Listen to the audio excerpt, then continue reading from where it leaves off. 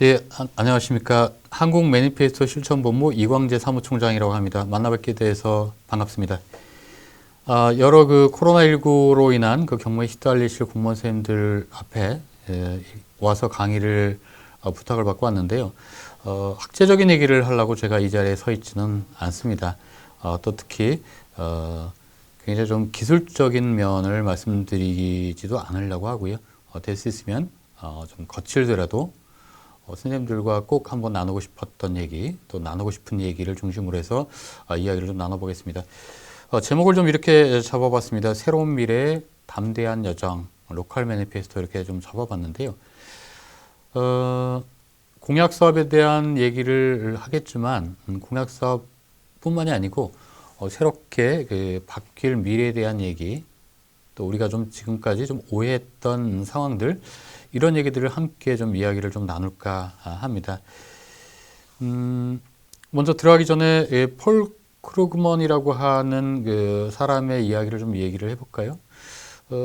이 사람이 굉장히 좀 언론 기사에다가 이런 제목으로 좀 기사를 쓴 적이 있는데요.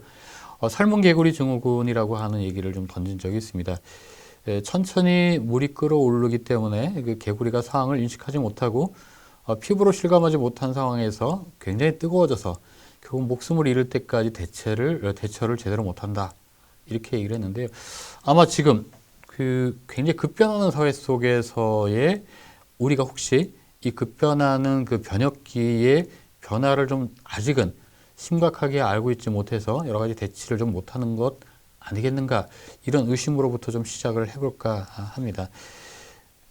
그래서 이렇게 네 가지 영역으로 좀 나눠서 말씀을 좀 나눌까 합니다. 처음에는 불확실성 시대에 대해서 좀 말씀을 좀 드리겠고요. 두 번째는 이 불확실성 시대 때 얘기하는 매니페스토 운동, 또 세 번째는 우리가 이런 불확실성 시대 때 얘기하는 매니페스토 운동이 과연 공약 사업을 좀 어떻게 다뤘으면 좋겠나라고 제언하고 있는지를 좀 세 번째에서 말씀 좀 드려보겠고요. 마지막 부분은 정책 방향을 어떻게 앞으로 갔으면 좋겠다라고 하는 제언, 이렇게 네 가지로 좀 나눠서 말씀을 드려볼까 합니다. 리셋 했으면 좋겠습니다. 앞으로 모든 경험들, 왕년에 라떼는 그랬어, 예전은 그랬지, 이렇게만 하면 다 나아질 거야, 모든 게 해결될 거야, 이런 것들은 이 불확실성 시대 때는 리셋, 잃어버리시는 게 어떻겠나라고 좀 생각이 듭니다. 지금 코로나19라고 하는 여러 가지 사회를 급변하게 하는 요소가 있지만, 사실 본질은 코로나19는 그 속도와 깊이를 좀 빨리 하고 있다 뿐이지 그 이전은 기술 과학의 혁명적 발전, 보통 4차 산업혁명이라고 얘기를 하죠. 이 4차 산업혁명이라고 하는 과학기술의 혁명적 발전이 모든 산업구조를 바꿀 것이다. 또 이 산업구조에 바꾸는 이 대변혁기라고 하는 것이 노동은 물론 여러 가지 사회구조를 급격히 바꿀 것이고, 우리가 맞닥뜨릴 미래는 듣도 보도 못한, 과거에는 경험하지 못했던 그 어떤 것을 상상하든지 그 이상일 것이다 라고 얘기했던 것이 4차 산업혁명, 새로운 시대의 실체입니다. 크라우스 슈밥이라고 하죠. 우리로 따지면 세계 정경련 회장 이렇게 불러도 옳을 것 같은데요. 다보스 포럼의 회장이죠. 4차 산업혁명이라고 하는 얘기를 처음 하면서 우리가 주목하지 않은 얘기를 굉장히 진솔하게 얘기를 하고 있습니다. 그것은 앞으로는 기술 혁신이 노동시장의 풍요를 갖고 오지는 않을 것이다, 이렇게 얘기를 하고 있습니다. 결국은 노동 전략형 기술 진보가 진행을 할 것이다. 과거 같은 경우에는 모든 풍요의 과실을 노동을 중심으로 해서 분배를 했는데, 앞으로는 기술의 혁명적 발전이 이 분배를 풍요롭게 하는 것이 아니라 부의 이 불균형을 훨씬 더 확대시킬 것이다, 이런 얘기를 하고 있습니다. 결국은 기술 진보가 인간의 일자리를 섬유시킬 것이고, 따라서 지금 갖고 있는 모든 분배 시스템 갖고는 대처하기가 좀 어렵다, 이런 얘기를 합니다. 이런 말도 좀 많이 하죠. 기업이 사회적 책임, 특히 소비자의 소비력에 관심을 갖지 않으면 지속 가능하기 어렵다. 그 기업은 지속 가능 경영을 하기 어렵다, 이렇게 얘기를 합니다.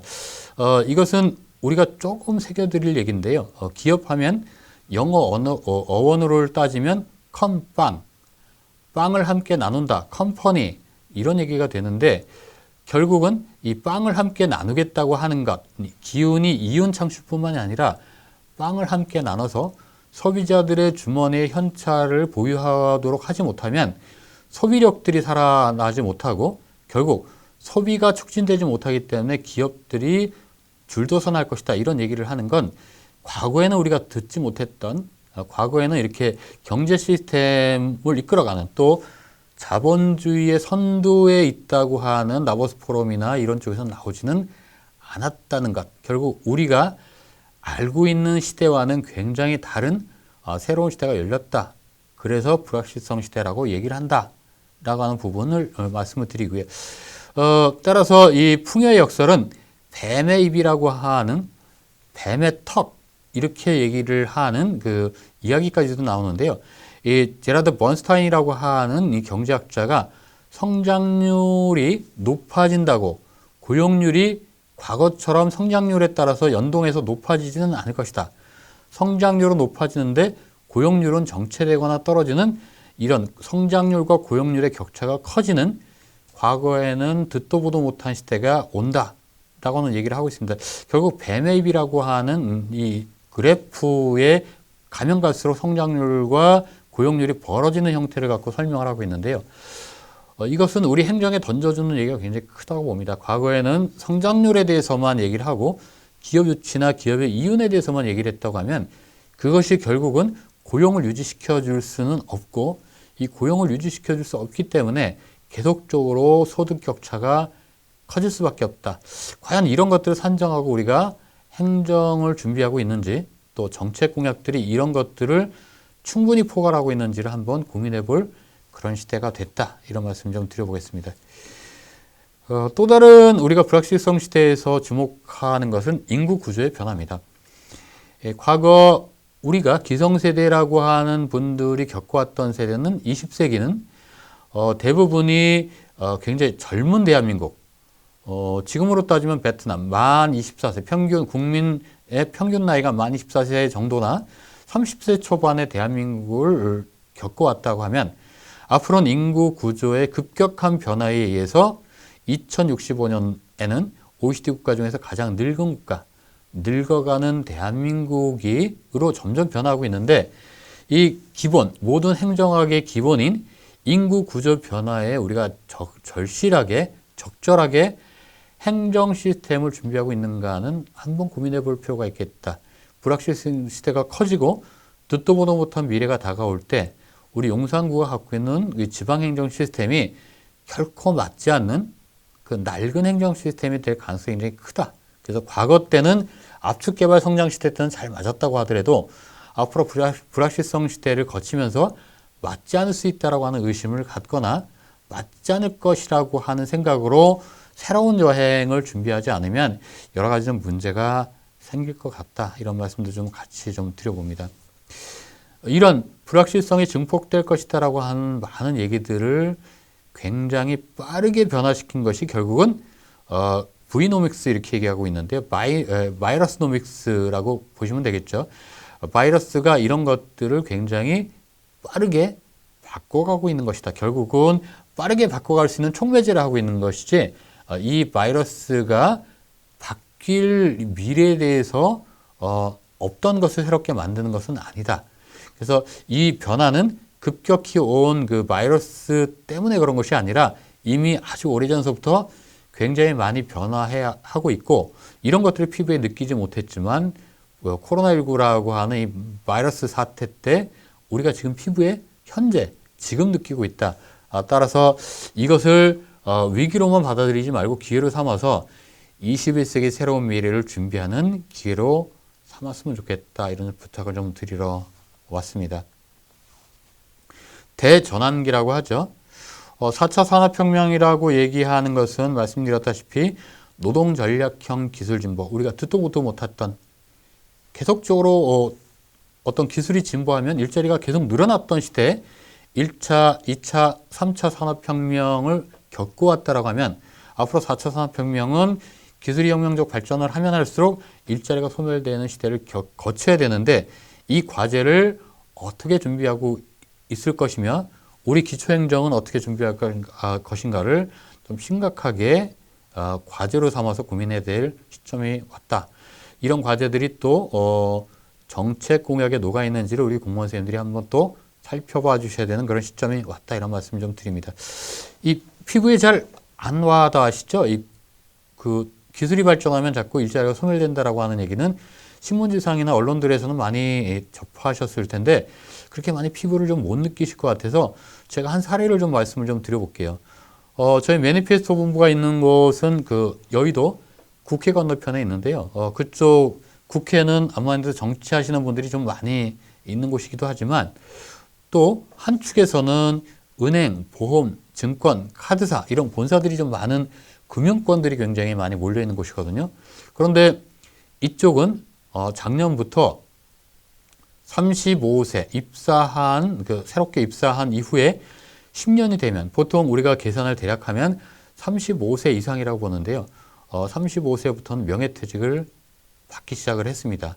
그 이유는 우리가 펀드 매니저라고 보통 볼 수 있는 이 펀드 매니저의 수익률이 국민은행 기준으로 보면 알고리즘의 수익률이 인간의 수익률보다 5배가 높다고 해요. 그러다 보니까 이제는 펀드 매니저나 이런 것들은 인간이 하는 것이 아니라 알고리즘, 인공지능 로봇으로 대체하고 조기 명예퇴직을 받는 결국 우리가 은퇴자에 대한 행정적 준비는 65세 이후에는 됐지만 35세나 40세 때 조기 은퇴하신 분들에 대한 행정 준비는 돼 있지 않고요.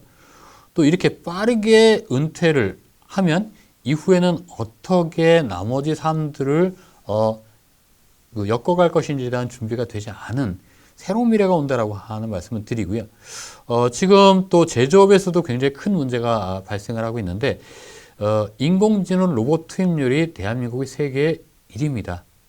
그것은 우리가 IMF를 겪으면서 굉장히 어려운 시기를 겪으면서 이 인공지능 로봇, 그러니까 결국은 생산력이라고 하는 그 능률이라고 하는 부분, 생산성이라고 하는 부분에 굉장히 관심을 갖고 있기 때문에 그 어떤 나라보다도 제조업 분야에서 인공지능 로봇 투입률이 높습니다. 그러니까 이 폭이 다른 나라보다는 훨씬 더 깊고 넓을 것이고 충격도 굉장히 클 것입니다. 여기에 대한 준비 없이 21세기를 맞이하거나 여기에 대한 준비, 그냥 20세기처럼 기업이 이윤만 내면 돼라고 하는 안이한 생각을 갖고 있다고 하면 그것은 제대로 된 행정 준비가 되지 않는다라고 하는 말씀을 좀 드리겠고요. 두 번째 말씀드리는 것, 과제라고 말씀드리는 건 인구구조 변화입니다. 늙어가는 대한민국. 과연 이 늙어가는 계속 그 초고령화 사회로 가는 것을 어떻게 우리는 대응할 것인가에 대한 고민들이 깊지 못했다라고 얘기를 하는 겁니다. 지금도 그 인구 구조가 행정학의 기본이라고 말씀드렸는데 우리 용산구를 포함한 모든 대한민국의 행정 기본 시스템은 기대 수명이 만 79세 정도 되는 쪽에 맞춰 있는데요. 타임지나 여러 가지 시사지, 미국의 시사지에서 나오는 얘기들을 보면 작년에 태어난 친구들은 기대 수명이 140살 정도 된다라고 얘기를 하고 있기도 하고요. 현재도 대한민국의 기대 수명은 이미 70대, 80대를 훌쩍 넘어서 90대, 100세 이렇게까지도 얘기가 되고 있는데 그렇다면 기대 수명이 늘어난 것에 대한 행정 준비도 제대로 하지 못했을 뿐더러 기대 수명이 늘어난다고 해서 얼마만큼 또 건강할 것이냐고 하는 건강 수명. 유럽 같은 경우에는 기대 수명과 건강 수명의 갭을 줄여줬는. 그러니까 우리가 죽기 전까지 몇 살까지 건강하게 살 것인지에 대한 이 건강 수명을 늘려주고자 하는 행정들은 그렇게 많이 준비가 되어 있지 않다라고 하는 것. 이 부분도 우리 시급한 과제로 남겨져 있습니다.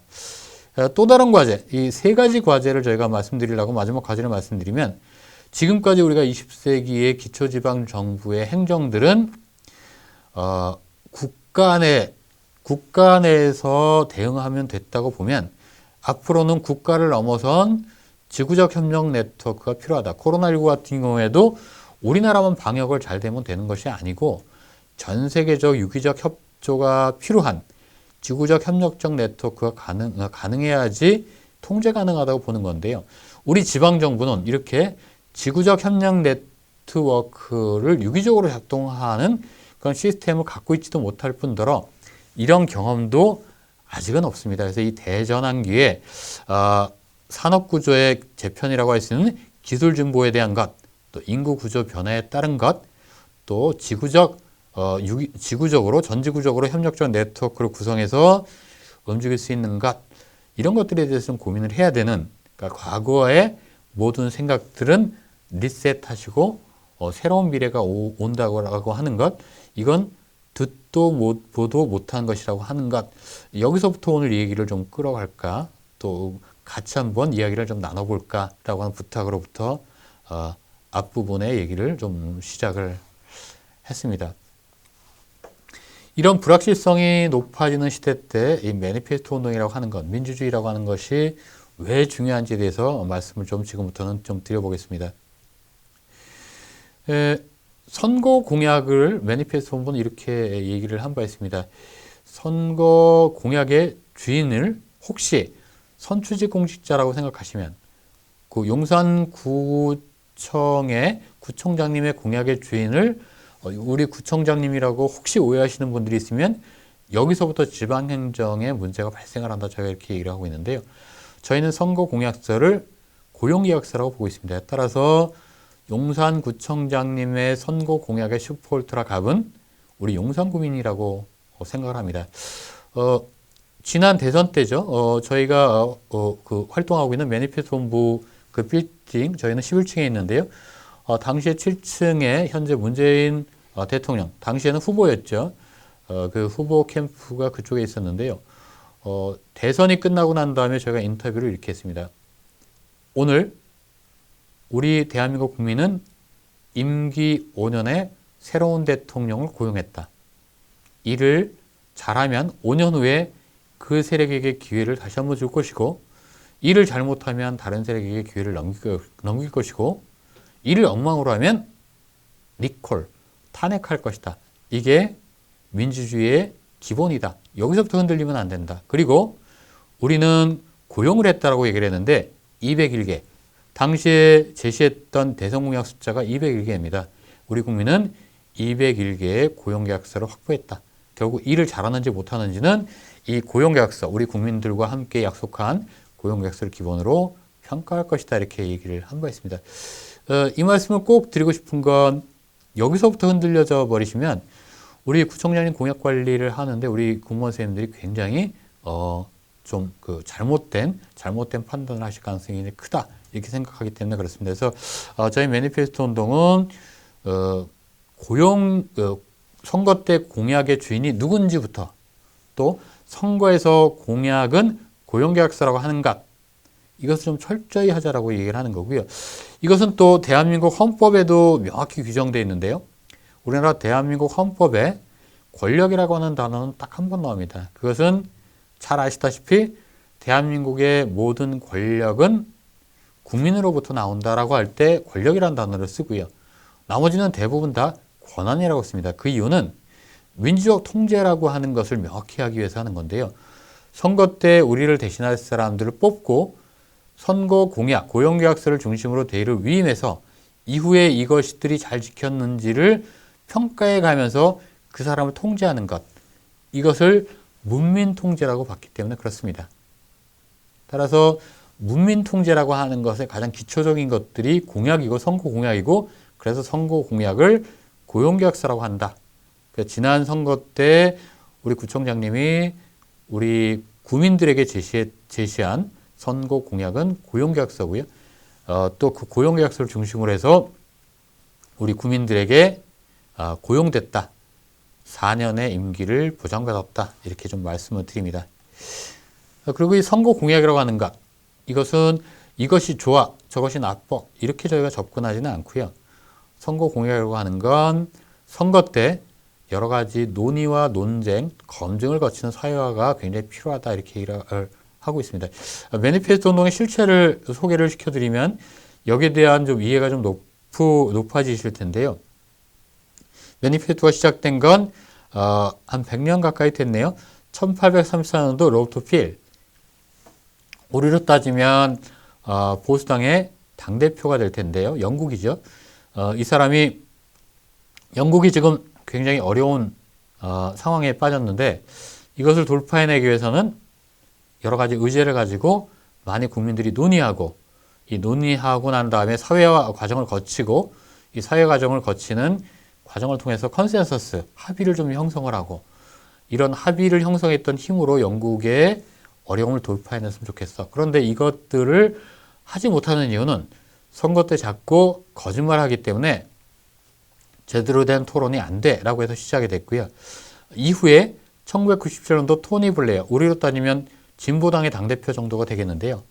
말로만 하니까 이것들이 제대로 작동이 안 돼. 나는 그렇지 않고 이것을 책으로 내겠고 구체적으로 공약을 내서 또 1년에 한 번씩 어디까지 할 것인지에 대한 평가지표를 스스로 공개를 해서 1년에 한 번씩 나의 공약 이행을 우리 국민들이 평가해주고 논의하면서 사회화 과정을 거치면 우리 이 영국의 어려움을 돌파해낼 수 있겠지 라고 해서 집권에 성공을 하고 기억하실지 모르겠지만 1997년도 이후에 영국이 길고 어두운 터널을 벗어나는데 이 영국의 토니 블레어 매니페스토가 굉장히 큰 기여를 합니다. 그래서 그 이후로 세계적으로 확산이 됐습니다. 결국은 사회화하자라고 하는 거고요. 민주적 통제를 받자라고 하는 거고요. 그래서 매니페스토라고 하는 단어의 어원은 라틴어인데요. 마니페스투스라고 하는 라틴어입니다.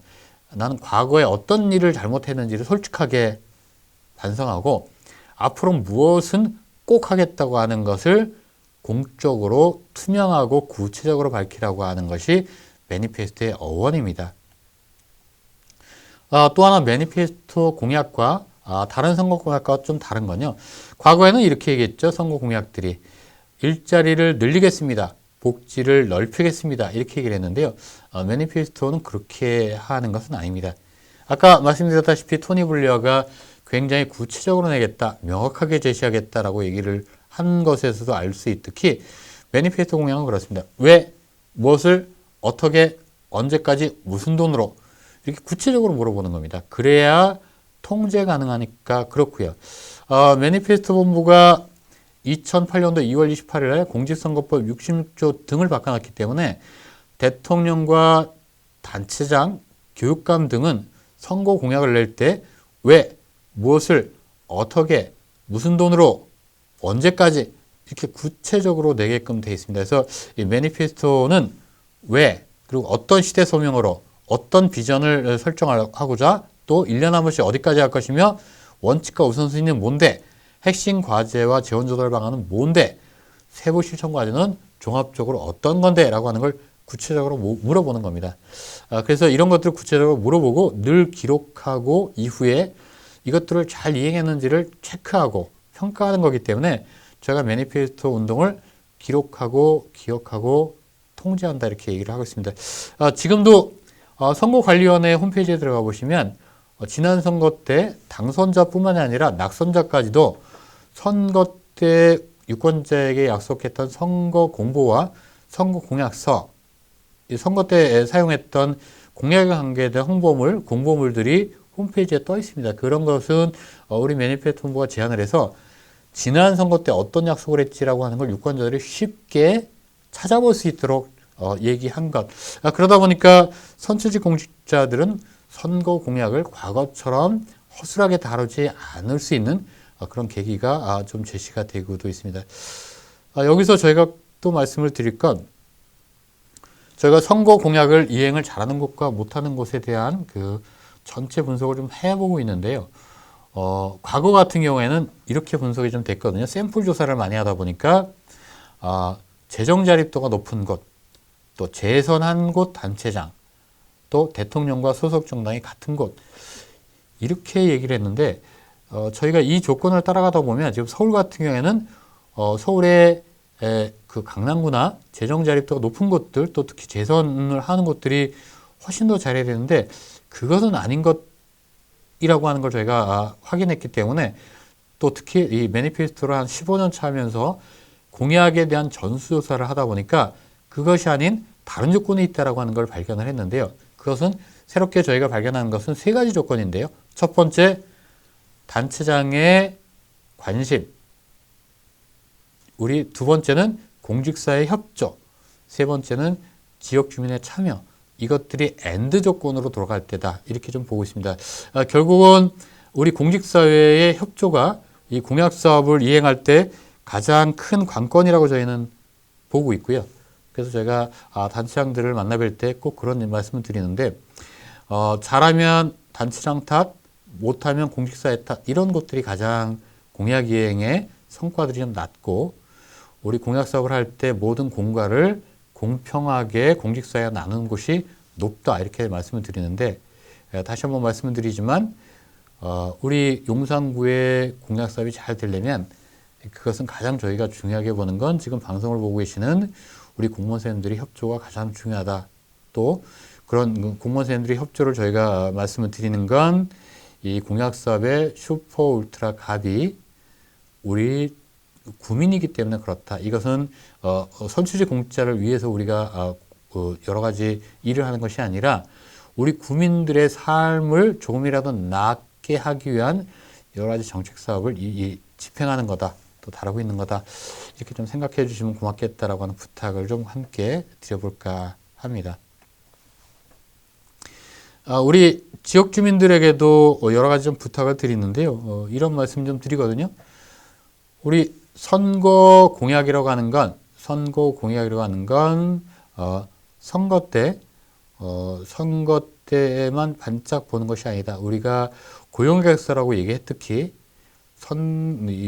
앞으로는 우리 구민들이 관객이 돼서 보는 게 아니라 고용계획서라고 하는 건 주인이기 때문에 이제는 주권제민, 시민들이 주인이라고 하는 관객민주주의에서 시민민주주의로 바뀌어야 된다 이렇게 얘기를 하는 거고요. 그래서 공약 사업을 볼 때 우리 시민들이 자꾸 관객처럼 판단하지 마시고 주인의 입장으로 보자 이렇게 말씀을 드립니다. 그래서 저희가 각 226곳의 시군구에는 그렇게 말씀을 드리거든요. 눈높이 정보를 공약이행 정보를 홈페이지에다 공개를 해달라. 왜? 이게 고용계획서이기 때문에 우리 구민들이 보기 쉽고 빠르고 편하게 공약이행 정보를 올려주고 모든 구민들이 볼 수 있도록 홈페이지에다 공개를 해주고 매니페스토 홍보나 이런 전문가 단체에다 보내주시는 것이 아닌 우리 갑인, 우리 구민들이 볼 수 있도록 그렇게 공개해달라고 말씀을 드리고 있고요. 우리 시민들에게는 솔직하라고 얘기를 자꾸 얘기를 하라. 그리고 또 어떻게 하면 우리 구청장님을 잘 써먹을 수 있을지 고용한 사람이니까요. 우리 구민들이 고용한 사람이니까요. 어떻게 하면 우리 용산구 공무원 선생님들을 열심히 일하게 할지를 주인의 입장으로 현명하게 좀 판단을 하자 이렇게 얘기를 하고 있습니다. 그래서 공약 이행을 하다가 조정이 필요한 것이나 아니면 보류, 폐기가 필요한 것들이 혹시 있으면 아주 솔직하게 용산구는 그 정보를 투명하게 공개하고 우리 구민들은 그것들을 조정해 주는 게, 승인해 주는 게 맞는지 아니면 계속하라고 하는 게 맞는지 그것이 조금 더 구청장님을 잘 사용하는 방법인지 우리 용산구의 공무원 선생님들을 열심히 일하게 하는 방법인지를 주인의 입장으로 판단해서 결정을 내리자.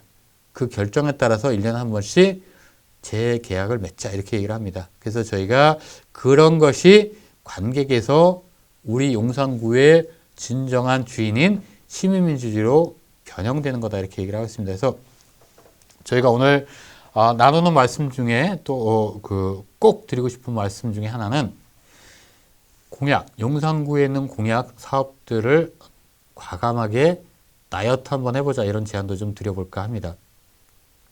저희가 선거 공약이니까 1.1획도 고치지 마 이런 얘기를 하려고 이 자리에 있는 건 아니고요. 2년 전에 코로나19라고 하는 이 급변한 사태를 예측하지는 못했기 때문에 국가위기상이 먼저지 2년 전에 이런 것들을 예측 못했던 정책 공약이 먼저다. 이렇게 얘기할 생각은 없기 때문에 그렇습니다.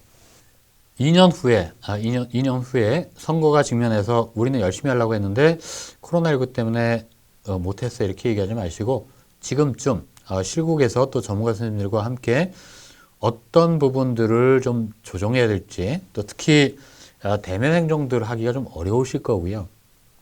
또 지금 1, 2, 3, 4차 추경이 있고 또 서울 같은 경우에는 보궐선거가 진행 중이기 때문에 이런 부분에 어려움들이 있고 또 이런 것들은 결국은 공약 사업들을 집행할 때 재정에 큰 영향력을 미칠 거라고 보기 때문에 한번 실국에서 평가해 보시고 그 평가 결과를 가지고 정보를 만들어서 우리 국민들에게 솔직하게 그 정보를 공개하시고 주민들에게 조정해 달라고 하는 조정안건을 제안하고 우리 국민들은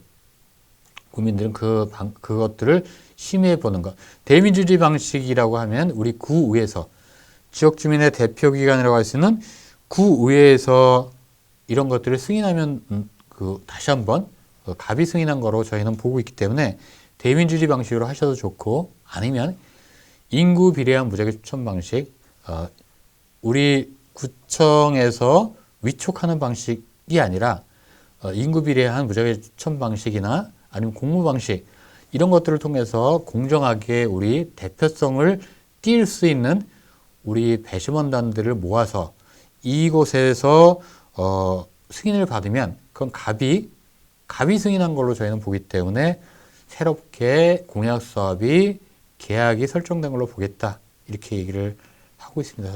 그래서 공약의 조정 절차를 과감하게 저희가 제안을 드리는 거고요.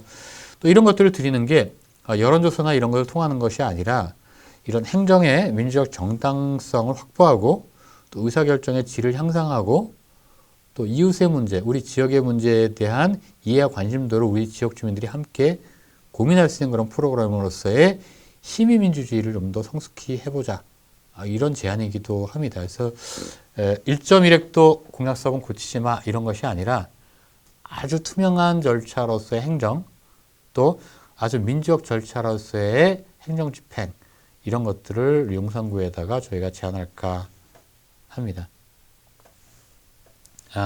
첫 번째는 지금 코로나19 이외에도 굉장히 그 불확실성 시대가 오고 있는데 이런 것들을 행정이 다 담아내지 못하고 있습니다. 라고 말씀을 드렸고요. 그럼에도 불구하고 두 번째는 코로나19 때 추경이나 또 대면 활동들이 굉장히 위축됐기 때문에 매니페스토라고 하는 것이 공약 100개 중에 몇 개를 지켰어. 이런 걸 카운팅하는 그런 운동이 아니라 정책 공약 사업을 놓고 토의하고 논의하고 계속적으로 사회화해 가면서 어려움을 극복하자라고 하는 이야기이기 때문에 지금 정책 공약에 대한 것들을 사회화시키고 또 조정안건들이 있는지 없는지를 한번 확인해서 투명한 절차를 거쳐서 공약 사업을 좀 조정해보자.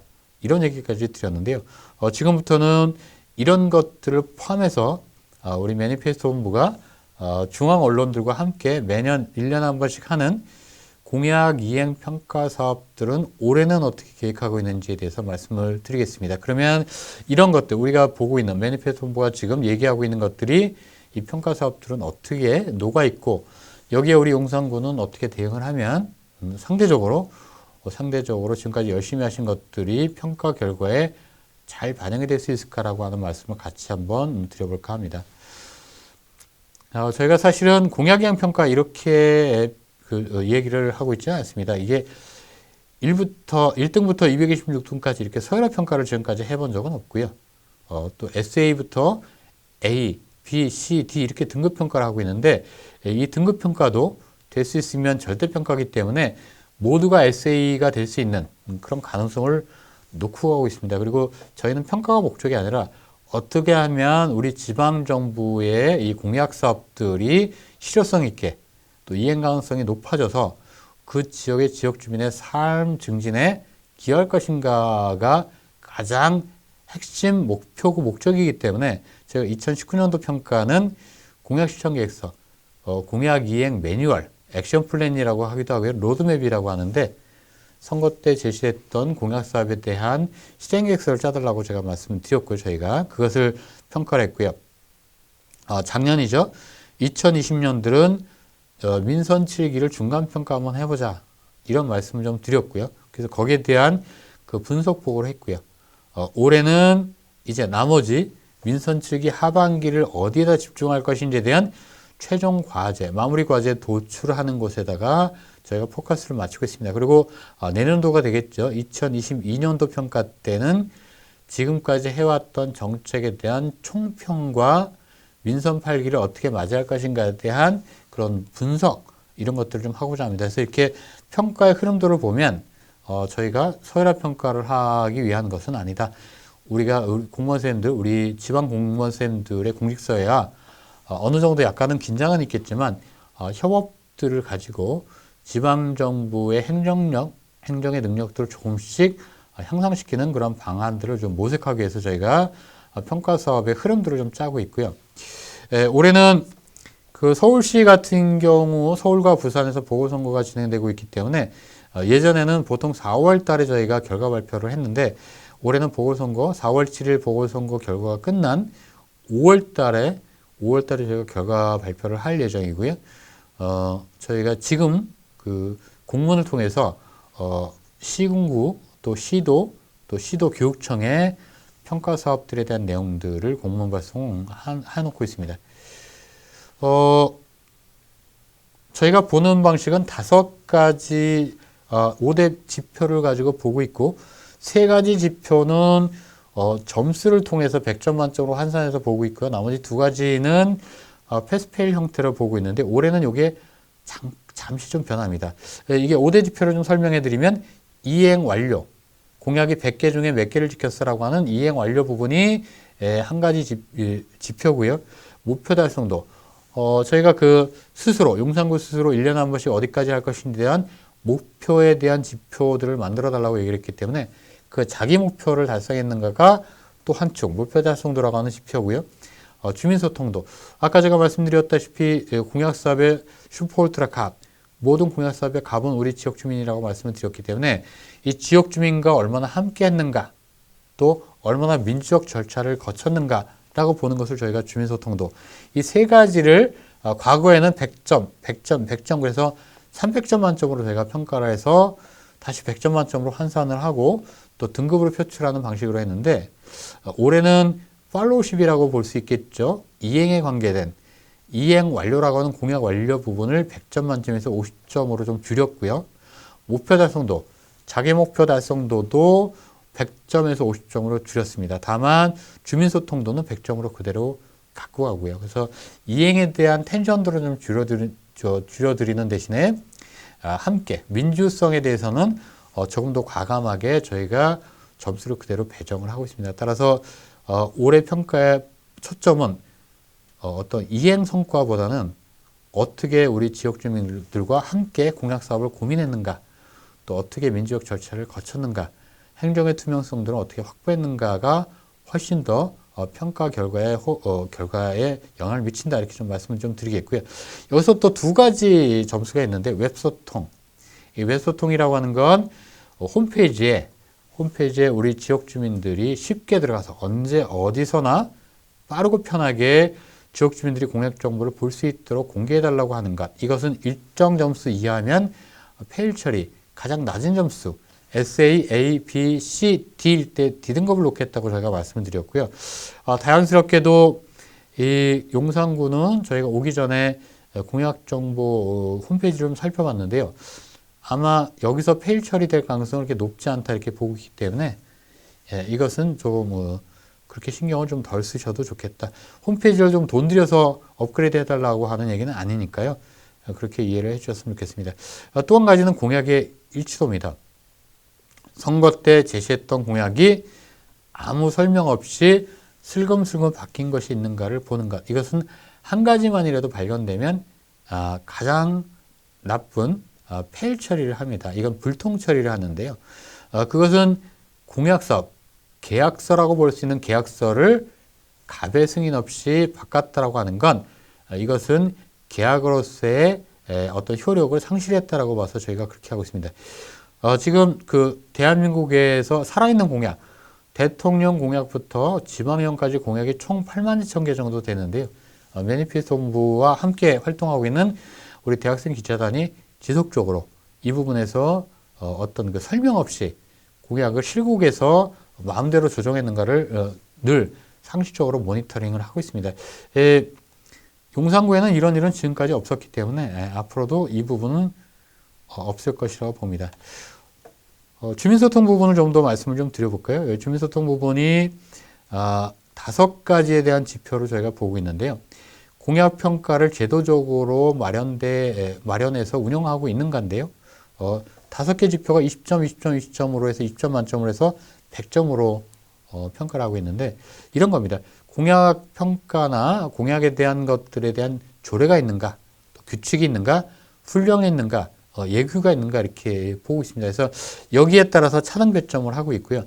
저희가 두 번째로 굉장히 좀 힘줘서 보고 있는데요. 지금까지 우리 지방행정은 코로나19 때문에 대면 활동이 좀 안 돼. 자꾸 대면 활동이 위축돼. 이렇게만 얘기를 하고 있었는데 이 위기를 좀 기회로 삼자 저희가 이런 제안을 좀 하고자 두 번째 배점을 온택트 방식의 집정민주주의 요소 이렇게 얘기를 제안을 좀 하고 있습니다. 그것은 홈페이지에 보트, 투표 기능을 이건 그 전자민주주의의 기법이라고 할 수 있겠죠.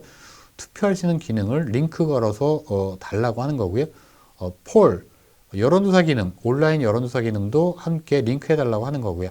suggest, 홈페이지에 제안, 이야기를 그 공약 사업에 대해서 이야기를 할 수 있는 그런 기능을 첨부해 달라고 하는 겁니다. 이것은 굉장히 활성화되지 않아도 좋고 지금 홈페이지에 링크만이라도 걸어 달라고 말씀드리는 게 이것들 저희가 공약형 분석 작업들 다 끝내고 중앙 언론을 통해서 결과를 표출할 때 이렇게 좀 얘기를 하려고 해요.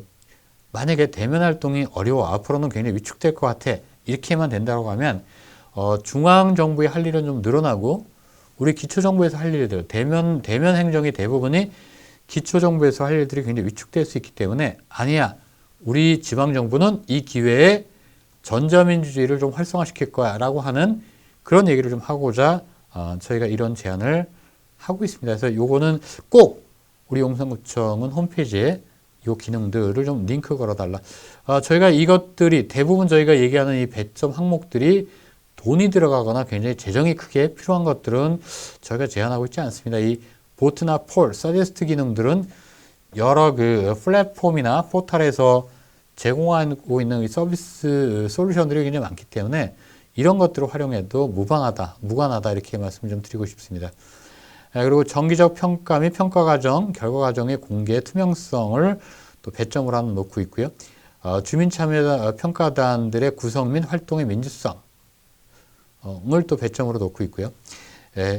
눈높이 정보 제공, 공약 정보, 공약 지도 이런 말씀을 드렸는데요. 공약을 너무 학제적으로 설명하다 보니까 우리 국민들이 공약 사업에 좀 이해도가 좀 떨어지는 것 같다라고 해서 공약 지도, 그러니까 공약을 지도로 좀 표현해달라. 이 일본에서 많이 사용하는 방식인데요. 공약을 시각화해서 보여주면 이해도가 굉장히 빠른 것을 저희가 발견했기 때문에 공약 지도를 좀 사용해 줬으면 좋겠다라고 하는 것, 또 공약을 만화나 웹툰 같은 거가 되겠죠. 이런 시각들이나 여러 가지 이해를 돕기 위한 도구를 좀 사용해서 지역 주민들이 어떤 공약이 있고 얼마만큼 이행됐는지를 쉽게 알 수 있어서 그 공약의 인지도를 높여서 평가가 합리적으로 나올 수 있도록 하는 노력들을 하고 있는가를 보겠다라고 하는 것이 이제 마지막 주민소통 분야에서 20점 만점 배점, 5개 20점 만점 배점의 마지막 지표입니다. 그래서 저희가 이 대부분의 것들은 주민소통이라고 하는 것을 주민들이 듣고 싶어 하는 것들을 이야기하자, 또 주민들과 주인으로서 함께 하는 것들을 좀 하자, 전자민주주의를 좀 함께 하는 걸로 하자, 우리 지역 주민들이 잘 이해할 수 있는 단어로 좀 설명하자, 이런 쪽으로 좀 접근하고 있다라고 하는 말씀 좀 드립니다. 그래서 이런 것들을 홈페이지에 올려놔 주시면 저희 평가단 선생님들 보통 약 30명에서 50명 정도가 참여해서 이번에 또 평가를 하실 거라고 보는데요. 홈페이지를 통해서 한번 저희가 평가를 하고 그 결과를 통보를 하고 소명 절차를 거쳐서 5월 초에 중앙 언론에 저희가 할애해서 보도를 할 예정입니다. 그래서 이 흐름들을 보면 결과적으로 저희가 이 지금 하는 그 분석 평가는 용산구청이 하고 있는 공약 사업들을 한번 매니페스토 본부와 함께 한번 자체 평가해보자라고 하는 의미가 굉장히 큽니다. 그래서 이런 것들을 통해서 저희가 자꾸 서열화할 생각은 없습니다. 이렇게 말씀을 드리는 게 이런 것들을 자체 평가하는 것, 또 지역 주민과 꼭 함께 가야 된다라고 하는 이 행정들을 제대로 함께 하고 있는가를 한번 분석해 본다. 좀 이렇게 이해해 주셨으면 좋겠다라고 하는 말씀 좀 드립니다. 그래서 불확실성 시대에 대해서 말씀을 드렸고요. 이런 것들이 지금 행정에 굉장히 좀 문제가 발생을 할 수 있다라고 하는 것, 또 매니페스토 운동이라고 하는 것들이 이러한 것들, 불확실성 시대를 함께 가기 위해서 사회화하는 것, 또 이런 것들을 사회화하기 위해서는 어떤 투명적 절차가 필요하고 민주적 절차가 필요한지를 말씀을 드렸고요. 또 이런 것들을 통해서 공약을 다이어트하자 이런 말씀을 또 드렸고요.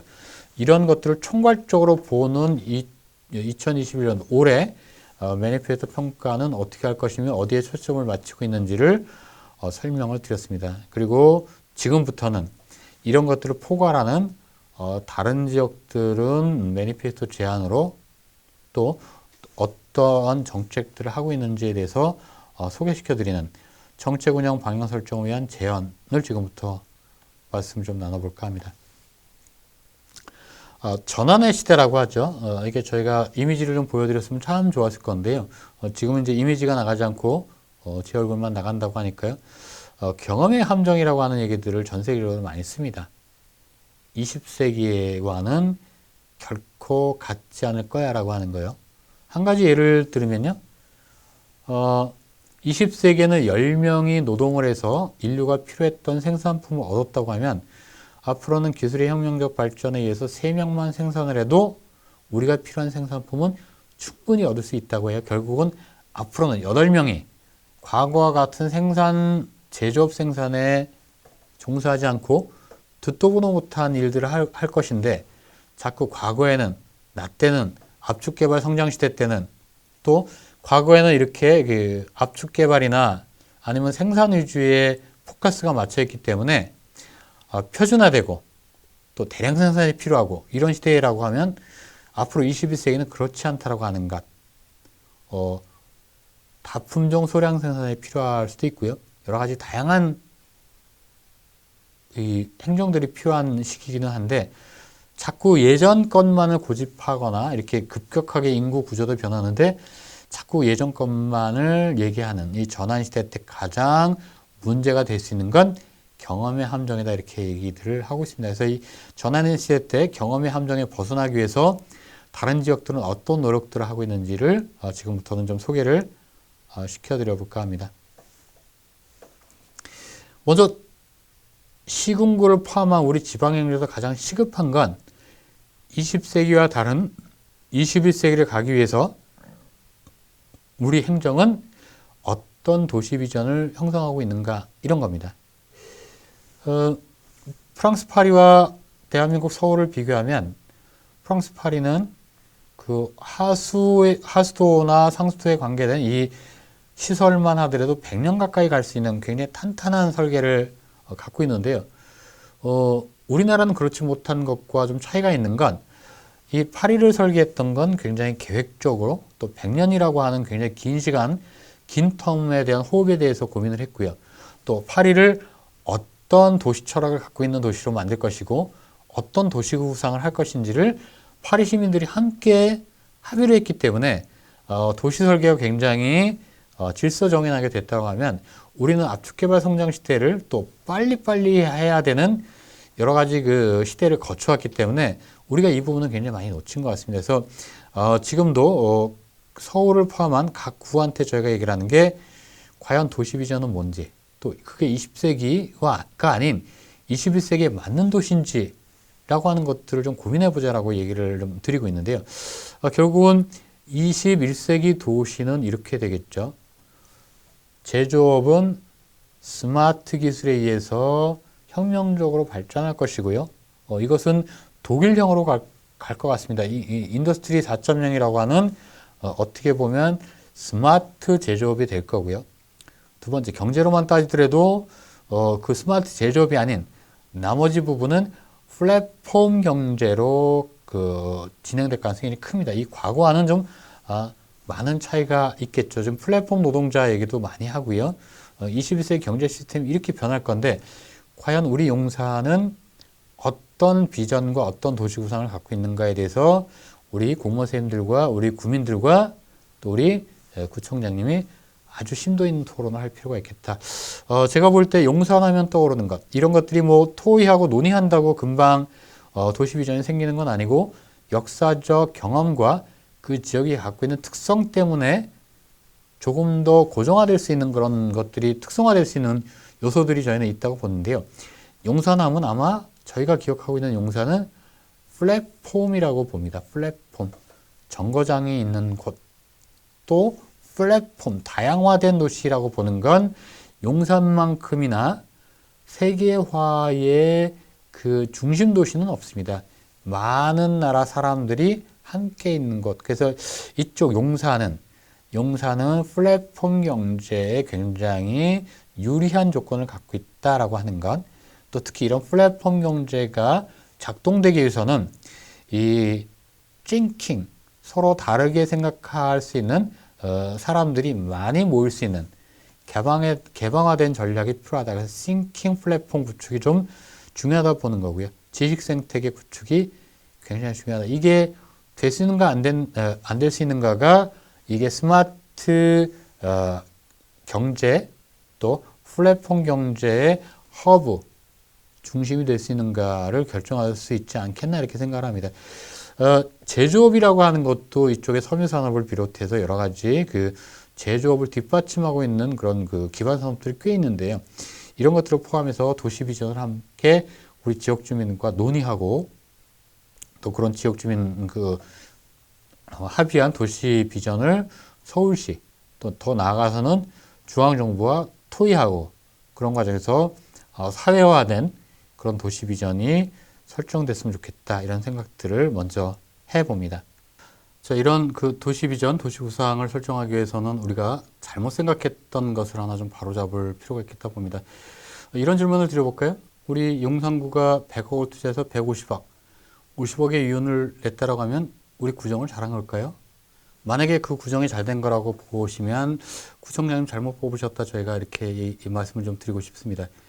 이 공공행정이라고 하는 건 투입 대비 산출로 보는 건 아닌 것 같습니다. 만약에 이게 맞다라고 하면 우리 삼성, LG, SK, 현대 사장님 뭐 이런 분들이 이윤 내는데 대한민국의 대표 선수이기 때문에 이런 분들이 구청장님을 하셔야죠. 근데 그런 것이 아닌 건 공공행정은 투입 대비 산출이 아니라 우리 용산구가 갖고 있는 자산을 적재적소에 문제점 해결과 미래 비전 설정을 해서 잘 배치하는 겁니다. 따라서 지금부터 도시 비전이나 도시 구상 또 우리가 어떤 것들이 좀 잘못되고 바로잡아야 될 건지를 확인하는 과정에서 자꾸 투입 대비 산출, 이윤을 중심으로 보시면 좀 오해가 클 것이다. 그보다는 공공성을 중심으로 좀 해서 보자 이렇게 얘기를 하는 거고요. 두 번째는 이런 것들을 제대로 확인하기 위해서는 역지사지. 우리가 공급자 입장에서 정책을 공급하는 공급자 입장에서 보지 말고 정책을 소비하는 수요자 입장에서 보는 것이 좀 좋겠다 이런 부탁을 좀 먼저 드리면서 몇 가지 좀 확인을 해볼까 합니다. 지금 하고 있는 정책에 대해서 좀 거친 얘기를 좀 드려볼게요. 용산구도 도시재생 사업들 좀 많이 하고 있는데요. 잘 되거나 성공한 사례가 있나요? 저희 매니페스토 본부가 성공한 사례가 있으면 그것을 좀 그 다른 지역에게 홍보하기 위해서 여러 가지 찾고 있는데 뭐 이 도시재생이라고 하는 게 단기간에 끝나는 것도 아니고요. 여러 가지 사업 방향들이 좀 더 논의가 돼야 되는 부분이 있음에도 불구하고 좀 빠르게 진행되는 부분이 있어서 우수 사례를 찾기가 굉장히 좀 힘듭니다. 근데 저희가 보고 있는 이 도시재생은 이렇게 보고 있거든요. 도시재생은 리디자인 사업은 아니다.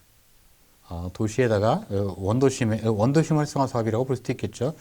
원도심 벽에다가 벽화 몇 개 그리는 세테드 사업이 도시재생이라고 보지는 않는다. 그리고 이 도시재생을 위해서 청년들을 재래시장, 음식점 등의 창업에 몰아넣는 것도 도시재생이라고 보기는 어렵다. 저희가 이렇게 좀 보고 있습니다. 그래서 저희가 도시재생을 얘기를 할 때 이렇게 얘기를 합니다. 도시가 왜 쇠퇴됐는가, 왜 쇠퇴되고 있는가, 용산구가 왜 쇠퇴되고 있는가를 좀 면밀하게, 냉정하게 따져보고 난 다음에 담대한 여정을 떠나야 된다. 담대한 여정을 준비해야 된다. 이렇게 좀 보고 있는데요. 아마 이렇게 되겠죠.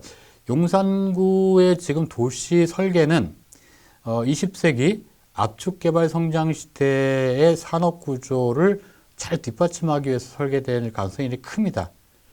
따라서 이런 도시가 쇠퇴하는 건 21세기형 산업 구조로 변하는 스마트 산업 구조로 변하고 플랫폼 경제로 변하는 이 구조 속에서 굳이 용산구의 어떤 주민으로서 있는 것보다는 새로운 도시, 스마트한 도시로 가는 것들이 훨씬 유리하기 때문에 원도심, 용산구와 같은 원도심이 조금은 활성화를 좀 잃고 그 새로운 신도시들이 젊은 사람들이 많이 가는, 그러니까 이 산업 구조의 변화에 의해서 나타나는 현상이다 이렇게 좀 보시면, 그러면 어떠한 도시재생을 할 것인가에 대해서 좀 고민이 좀 더 깊어질 텐데, 그런 고민이 좀 있지 않았다라고 하는 측면을 좀 말씀드립니다. 그래서 이게 경제적, 사회적, 물리적 부흥을 같이 고민해야 되는 도시사업을 해야 되고, 그런 측면에서 보면 용산구는 다른 지역과는 좀 달리 여기서부터 출발하면 다른 좀 길이 보일 수도 있다.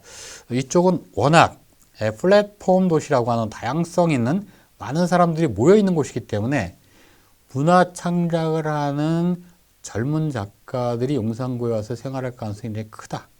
이런 것에 대한 유치에 대해서 노력을 하거나 고민을 할 필요성이 있다. 다만 이런 그 청년들에게 용산구에 와서 주민등록증을 여기다 놓고 꼭 여기서 생활하라고 하는 그런 강연은 안 해도 된다. 저희가 그 실리콘밸리나 이런 쪽에 가면 꼭 실리콘밸리에서 먹고 자고 하는 사람들보다는 실리콘밸리에서 머무르는 사람의 총량을 맞춰주는 그런 정책들을 하는 경우가 굉장히 많은데, 우리는 꼭 용산구에 주민등록증을 꼭 넣고 있어야 된다라고 하는 것.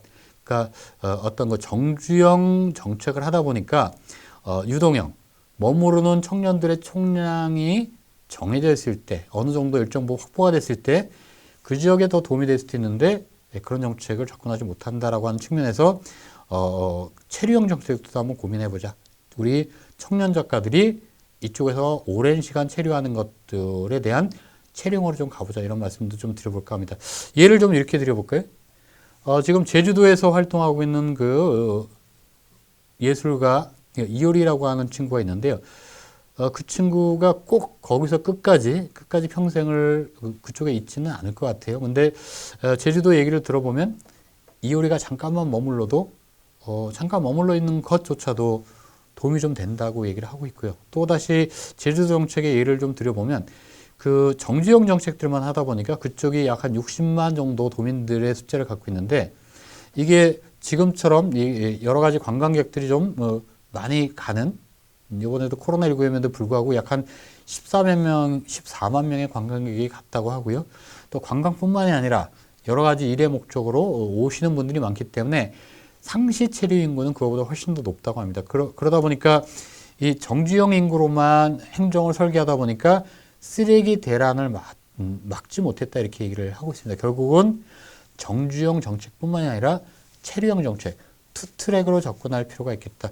우리 청년들에게도 원도시민 우리 용산구에 와서 생활을 꼭 여기서 잠까지 갇히자, 이렇게 하지 않고 대부분의 일들을, 대부분의 창작 활동들을 용산구에서 와서 했으면 좋겠어 라고 하는 정책, 이 체류형 정책으로 제안을 했을 때는 여러 가지 좀 그 이야기가 좀 바뀔 수도 있겠다라고 보는 거고요. 두 번째는 용산구에 와서 청년들이 활동을 할 때 뭐가 유리하겠냐, 창업을 할 때 뭐가 유리하겠냐고 볼 때 여기는 기술 기반 창업이 굉장히 유리한 지역입니다.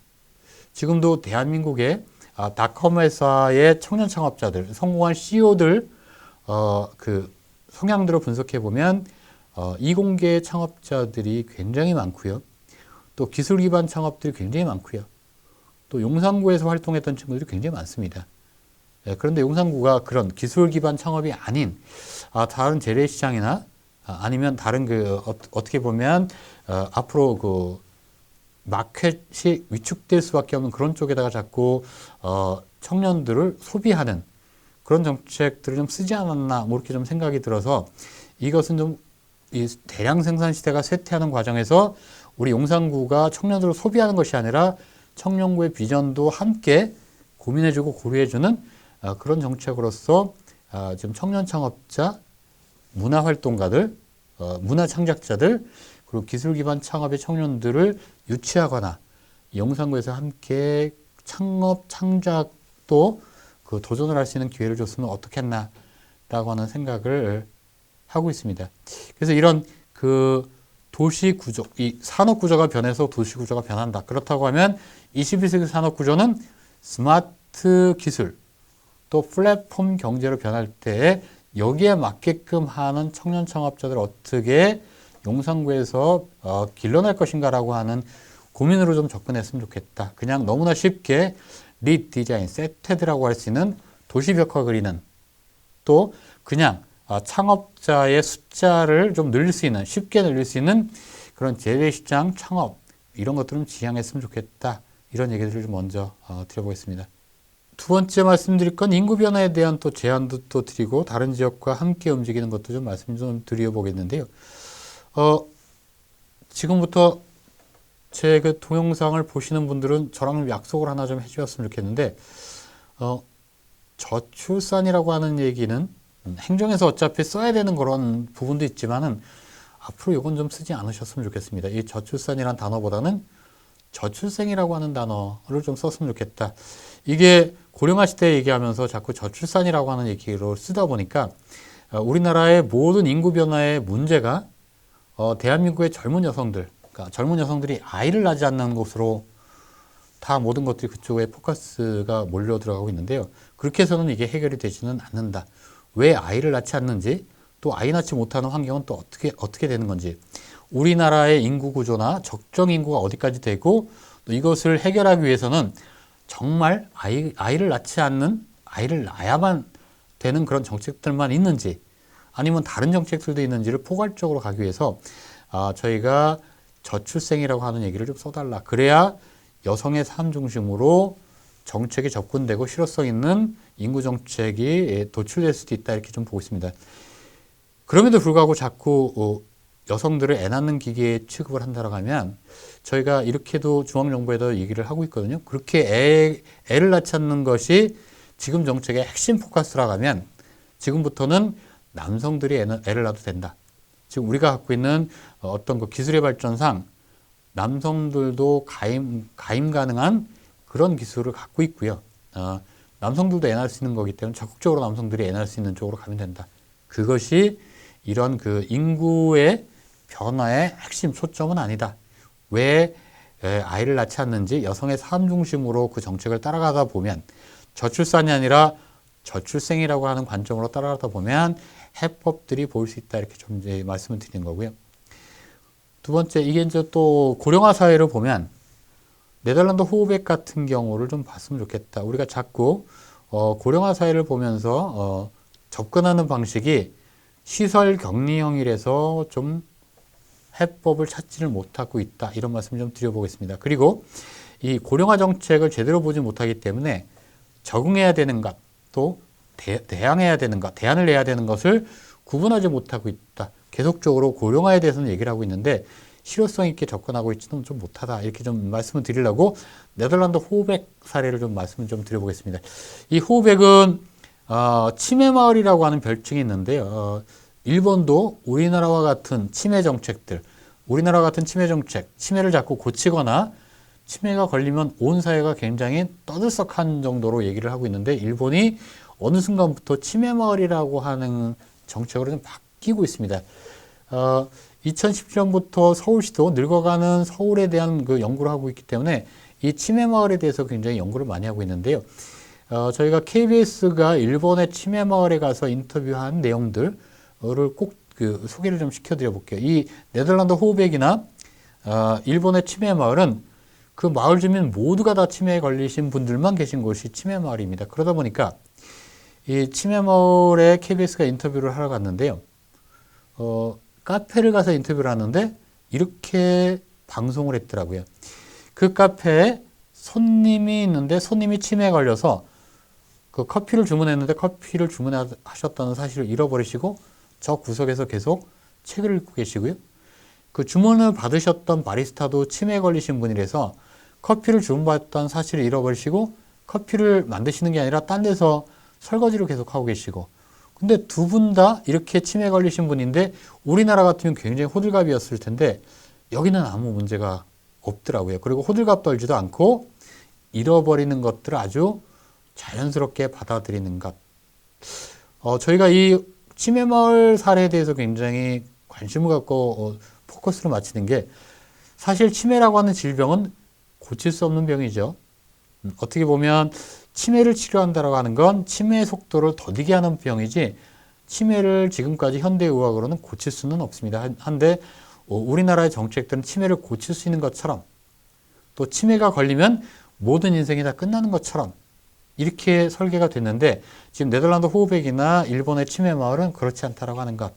내가 치매를 굉장히 거부하는 것이 아니라 자연스러운 병으로 노령화되면서 겪을 수도 있는 자연스러운 병으로 받아들이면서 인생을 괜찮게 마무리하는 것. 그리고 충분하게 운동하고 충분하게 쇼핑하고 치매가 돼도 그것을 사회가 관대하게 받아들이는 것.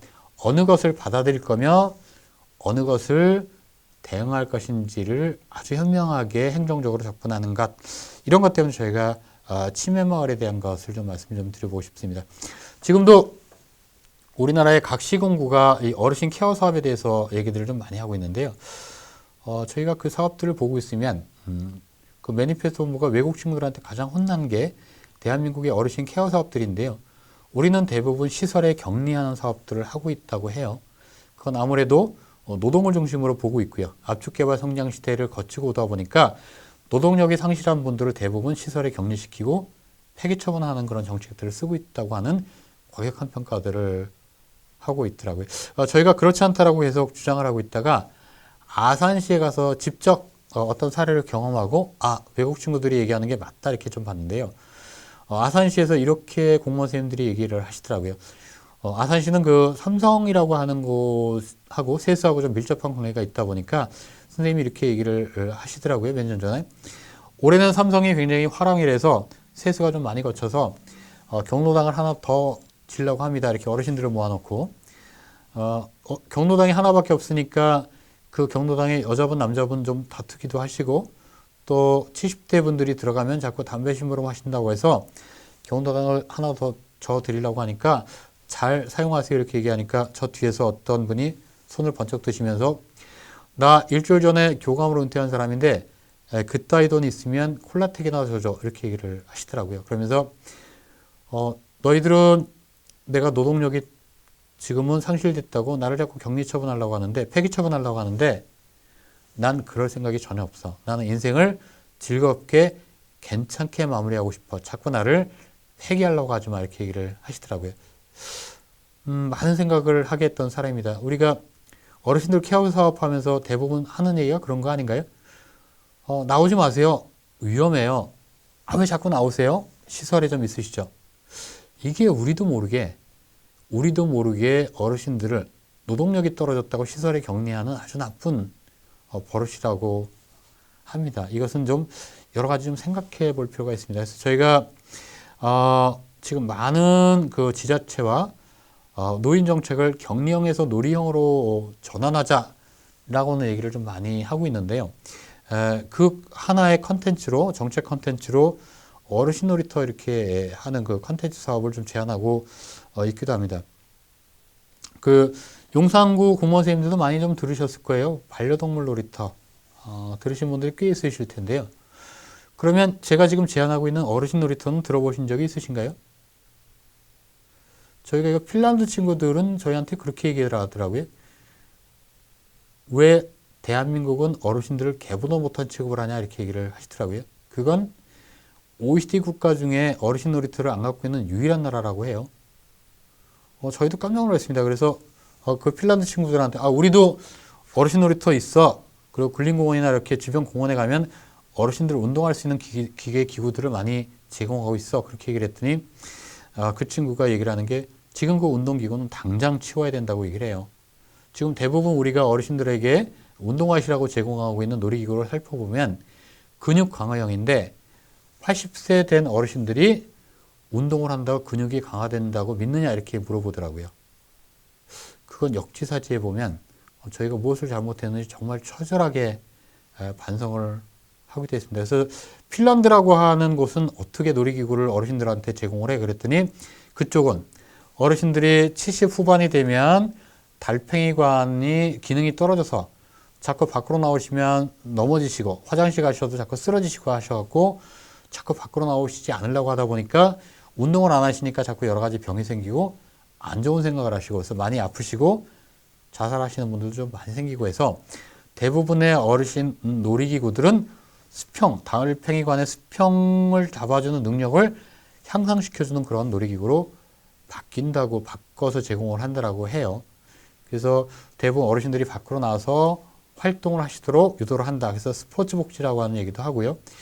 자기네들은 여기다가 1달러로 투입하면 5달러, 5배 정도의 복지 비용이 세이브 된다라고 생각을 하고 있다고 해요. 저희가 그래서 굉장히 많이 궁금해서 그러면 같은 행정인데 이 어르신 놀이터, 놀이기구를 구입할 때 어떤 항목으로 구입을 하냐고 얘기를 했더니 자살방지 재정, 또 재활재정으로 이 놀이기구를 구입한다고 얘기를 하는 데서 저희가 더욱더 큰 반성을 했습니다. 우리가 가장 많이 쓰고 있는 자살방지 재정은 지하철, 전철 등에 있는 스크린도어거든요. 과연 우리는 자살에 대한 것을 심각하게 생각했는지, 또 이 재활, 어르신, 노인들에 대한 재활에 대해서 굉장히 심각하게 생각하고 있는지, 그렇다고 하면 지금 이 어르신 놀이터, 놀이기구들이 자살 방지에 굉장히 기여하고 있고 또 어르신들의 이 재활에 대해서 굉장히 기여하고 있다고 하면 저희가 이 부분에 대해서는 적극 고민해 보겠다고 얘기를 해서 지금은 성급하게 외국의 것들을 도입하기보다는 시도, 시군구와 지역순에 이 토론회를 하고 있고요. 충남 지역은 토론회를 마쳤고요. 지금 이제 3월 달에는 경기 지역, 4월 달에는 인천 지역, 또 5, 6월 달에는 대구와 제주 지역, 또 마지막에는 7, 8월 달에는 서울 지역, 저희가 이렇게 토론회를 거쳐서 다음 돌아오는 지방선거 때 선출공자의 공약사업으로 저희가 이것들을 제안을 할 거고요. 이후에 시도와 시군구가 함께 협업해서 이 사업들을 해가는, 또 특히 외국 같은 경우에는 그 외부의 어르신 놀이터 사업들만 하고 있는데 저희 같은 경우는 복지관이나 경로당 같은 경우 실내용 어르신 이 운동기구도 개발해서 제안을 할 예정입니다. 그래서 이런 부분들을 좀 급하지 않게 좀 하고 있고요. 지금 이제 테스트를 하기 위해서 충남 지역에서 공주 지역에 올해 4월 달에 한 군데가 노인 놀이터가 개소될 예정이고요. 올해 중으로 또 충남 지역에 4군데가 더 노인 놀이터를 좀 집행을 해서 여기에 대한 그 문제점과 좀 새롭게 우리에 맞는 그런 것들을 좀 고민을 하고 다른 지역에게 좀 제안을 할 예정입니다. 용산구도 고령화 지역인데요. 저희가 좀 이렇게 좀 부탁을 좀 드릴게요. 우리의 지금 어르신들이라고 하면 대한민국의 보릿고개를 넘겨주신 분들이죠. 아마 이분들이 대부분 자기가 꿈꿨던 꿈들이 있을 거고요. 그런 것들이 가정형편이나 이런 것들을 위해서 자기의 꿈을 버리면서까지도 대한민국을 먹고 살게끔 하는 걱정, 이 걱정에서 벗어나게끔 해줬던 분들이라고 생각을 합니다. 그런데 이분들이 자꾸 스스로 목숨을 버리시거나 자살을 하시거나 또 자살할 때 써주시던 유서들이, 남겨놓는 유서들이 짐되기 싫다, 이런 얘기들을 볼 때 굉장히 좀 가슴이 아픕니다. 공공행정이라고 하는 것들은 그 사회를 위해서 희생했던 분들이 있다고 하면 이분들부터 달려가서 손잡아 주는 게 맞는데 과연 우리가 그렇게 하고 있는지라고 하는 부분 때문에도 저희가 이 부분에 대해서는 더욱더 힘있게 제안을 하고 있습니다. 그래서 어르신 놀이터, 여러 가지 그 노인복지과뿐만이 아니라 그 어떤 이 놀이기구 시설 이런 적용하시는 그 곳과도 충분하게 논의를 해서 이 사업들을 좀 진행을 하려고 하고요. 또 특히 이 용산 구민들과 함께하는 사업들로 좀 제안을 해볼 예정이니까요. 좀 관심을 좀 가져줬으면 좋겠다, 이런 말씀 좀 드립니다. 이것들을 좀 한 방에 그냥 끝내겠다, 한 번에 다 끝내겠다 하면 저희가 그 여의도에 있는 국회의원들과 법 하나 바꾸면 그 공동시설에 그 제공되고 있는 놀이기구 중에 일정 부분은 노인으로 해야 된다, 이렇게 바꾸면 금방 끝나는 건데 그렇지 않고 좀 더 사회화해서 우리가 좀 더 고민을 해서 하고자 해서 제가 제안을 좀 드리는 거고요. 또 이 혹시 실외형 어르신 놀이터를 실외형으로 할 경우에는 우리 용산구의 재정이나 이런 것들에 대한 부담을 좀 덜어드리기 위해서 지금 현 정부가 하고 있는 그 그린 그 뉴딜 사업 있죠. 거기도 이게 그 해당이 될 수 있도록 저희가 그 조정 항목들 좀 보고 있고 그쪽들하고도 좀 얘기를 하고 있으니까 이런 쪽 좀 부담을 덜어드릴 수 있는 쪽들은 매니페스토 모두 함께 고민을 하겠다는 말씀 좀 드려보겠습니다. 대한민국 청년은 대한민국 청년기본법 2020년 2월 4일 날 신규 제정이 되기 전까지는 사실은 유령이었습니다. 이 경기도에서 청년 그러면 만 24세였고요. 서울시 청년 그러면 만 29세, 또 여의도에서 청년 그러면 만 35세, 40세였고요. 영암군의 청년 그러면 만 50세였는데요. 2020년도 2월 4일 날 청년기본법이 통과가 됐고요. 매니페스토 정부가 쭉 주장했던 청년의 기준 만 24세라고 하는 것을 명확했습니다. 이 청년기본법을 제가 소개를 시켜드리는 건 이미 법이 통과가 됐기 때문에 청년 기본조례를 용산구에서도 시급하게 좀 마련해 주셨으면 좋겠고요.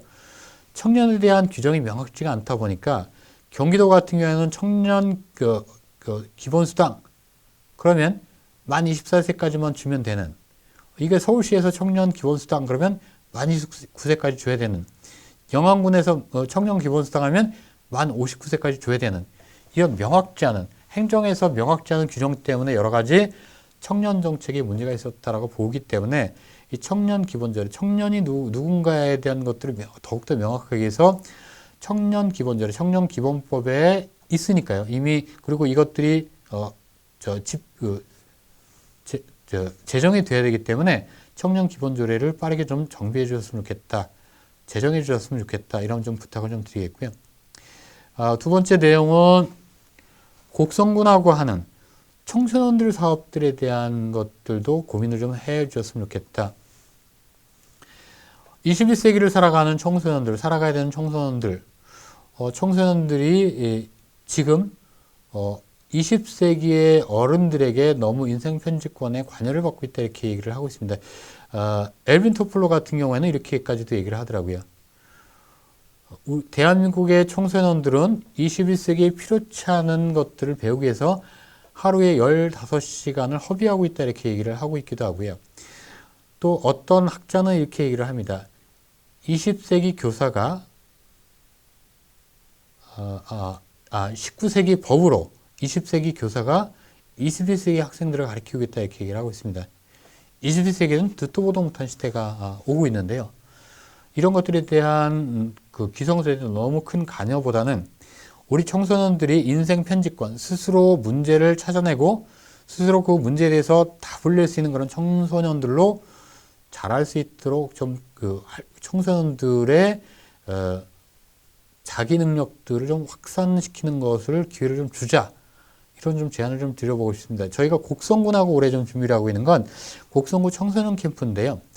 여기는 청소년들 스스로 자기 의제를 개발을 하고 논의를 하고 청소년 의회에서 이 의제가 확정이 되면 곡성군 의회가 이 의제를 다뤄서 심의, 의결을 해주면 곡성군은 이걸 청소년 참여예산제로 통과를 시켜주는, 우리가 보통 사법부를 감당해야 되는 로스쿨 설명회 때 부모들이 대부분 와서 듣는다든지, 아니면 우리 청소년들 꿈 1순위가 2017년도에 건물주였는데 그 이유가 자꾸 암기식 위주의 공부를 가리키는 학원과 과외를 가다 보니까 10시나 12시에 집에 돌아오는데 너무 피곤해서 놀 수 있는 조건을 찾다 보니까 건물을 갖고 있으면 놀 수 있다고 자꾸 얘기가 돼서 청소년들 꿈 1순위가 건물주라고 한다든지, 이렇게 할 수 있는 얘기를 하지 않도록 청소년들에게 스스로 한번 고민을 하고 스스로 이야기를 좀 찾아갈 수 있는 그런 기회를 좀 주는 청소년 할당 제도들을 하고 있는 것을 좀 소개를 시켜드립니다. 이것은 곡성군하고 하는 것들이 좀 더 심도 있게 진행이 되면 함께 고민을 해서 함께 공개를 하겠습니다. 환경교육진흥법이라고 하는 것이 있는데요. 이 환경교육진흥법이라고 하는 법을 가지고 충남이 2020년도에 환경교육 그 조례를 만들었습니다. 지금 이제 21세기에 우리 청년들, 청소년들이 살아갈 곳에 가장 이슈 중에 하나가 기후환경에 대한 이슈인데요. 이것들에 대한 논의들이 우리 대한민국 사회는 좀 더딘 것 같습니다. 그래서 어차피 있는 법, 환경교육진흥법이고요. 여기에 따라서 만들어진 조례니까 이것을 우리 용산구가 좀 선도적으로 빠르게 선행세라가 있으니까요.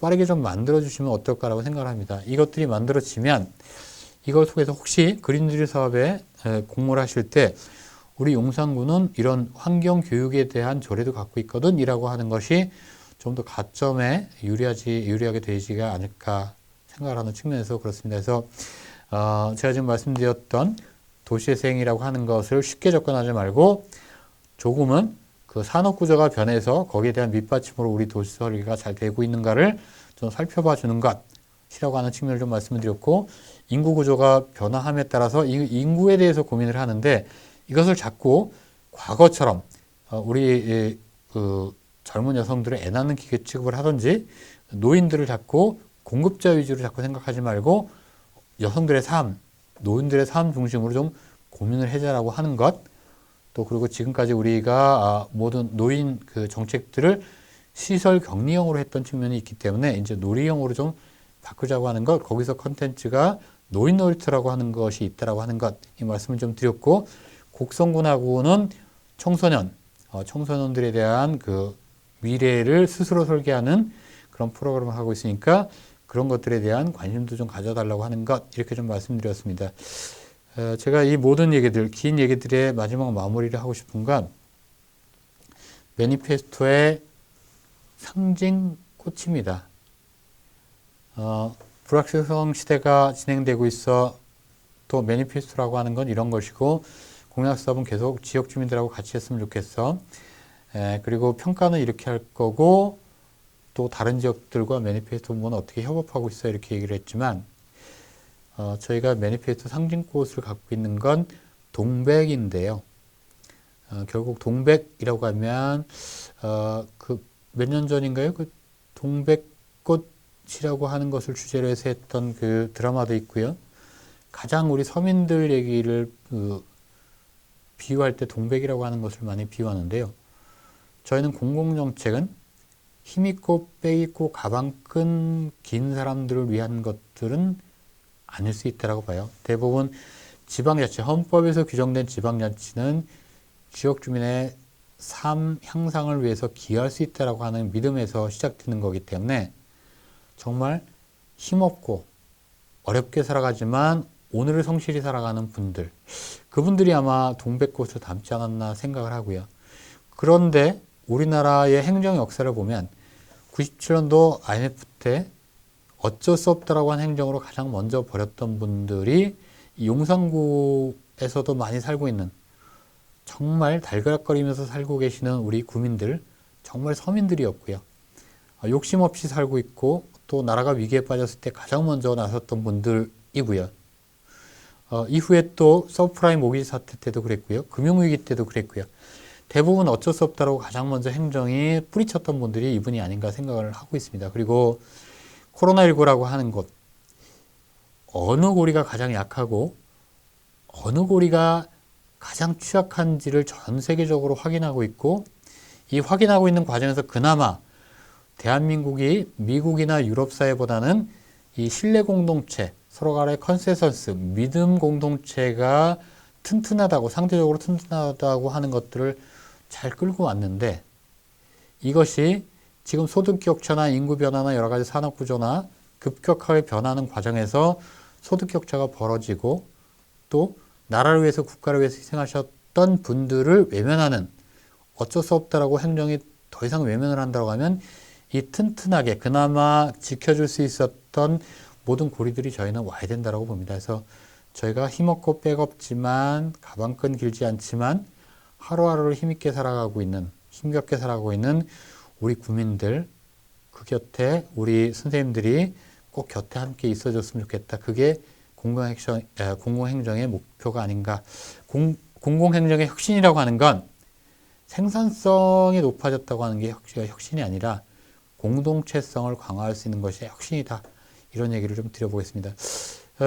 제 아주 오래전에 만났던 여자친구가 저 대학에 입학할 때 축하한다고 저와 함께 걸으면서 불렀던 노래가 동백아가씨이기도 해요. 당시에는 제가 대학생이라고 창피해서 두 발 먼저 가고 왜 친구들은 왜 이렇게 트롯을 불러? 그것도 이미자 노래를 공장 갔다고 티내나? 이렇게 얘기를 생각을 하고 그다음부터 이 친구를 안 만났는데요. 나중에 제가 알고 굉장히 크게 반성을 했습니다. 이 친구가 저보다는 공부를 잘했지만 중학교 2학년 때 오빠가 하필 서울대를 입학하는 바람에 봉제 공장으로 달려간 친구인데 이 친구가 이렇게 생각을 했다고 해요. 나도 꿈이 있는데 나도 대학을 가고 싶은데 근데 이것을 입 밖에 소리를 내면 가족들이 마음 아파할까봐 사회가 미안해 할까봐 이미자의 동백아가씨를 그 소리내서 계속적으로 불렀다고 해요. 나도 꿈이 있었는데 나도 배우고 싶었는데 아마 그런 외침이 아니었을까 생각을 합니다. 그래서 저희가 매니페스토 본부가 동백꽃을 상징꽃으로 놓은 건 그때처럼 실수하지 않겠다. 결국 시민사회 운동이나 우리 공공행정이나 이런 분들 힘없고 빼없지만 가족을 위해서 국가를 위해서 기꺼이 자기를 희생했던 분들 그런 분들에게 가장 먼저 달려가는 게 공공행정이 돼야 되고 그것이 나라다운 나라고 정의로운 대한민국이다 그렇게 보고 있기 때문에 그렇습니다.